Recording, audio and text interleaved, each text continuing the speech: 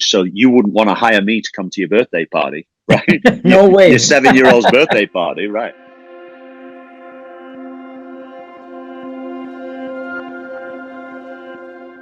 I started out in England, and then when I was 18, I became full-time pro. And I was pretty much doing a lot of, smaller company parties, doing some strolling card tricks, doing children's parties.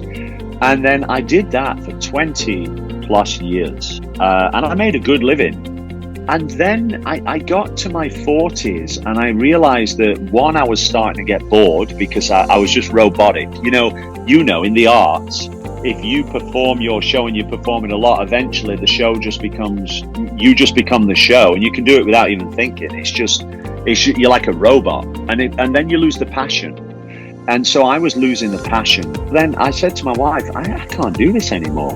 And she said, well, what do you want to do? And I said, well, I want to still do magic, but I want to feel different and look different. I don't want to do all this comedy and kids shows. And I want to be in The Illusionists, and I want to be on TV. And so I started crafting an image. I started changing my image. I thought, I can't do The Illusionists if I'm known as a children's entertainer.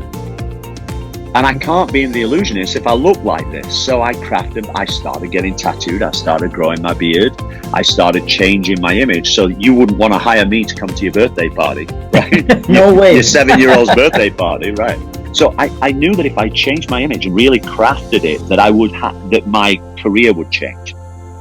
And so it took a number of years. It took 3 or 4 years of trying to change that image.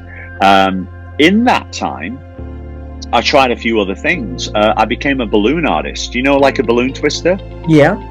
But I created a character called the Cool Balloon Guy, the rock star of balloon twisting. And I would travel the world doing shows where I would twist things with balloons super fast. This was me as the Cool Balloon Guy.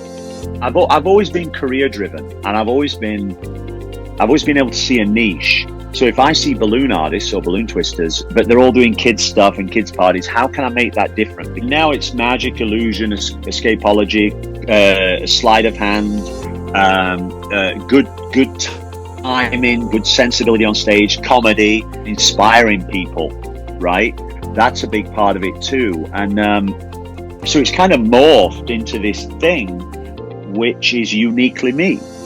But I never knew how to deliver it in an honest way. And now, what you see now, when I'm on stage, I hope my audience they feel like it's me. It's a unique experience. It's about how you feel. You don't remember the songs, you don't remember the tricks, you don't remember the keys played, you don't remember the words said. You remember how emotionally you feel. Yeah. If we don't connect with you, when we're not doing our job properly.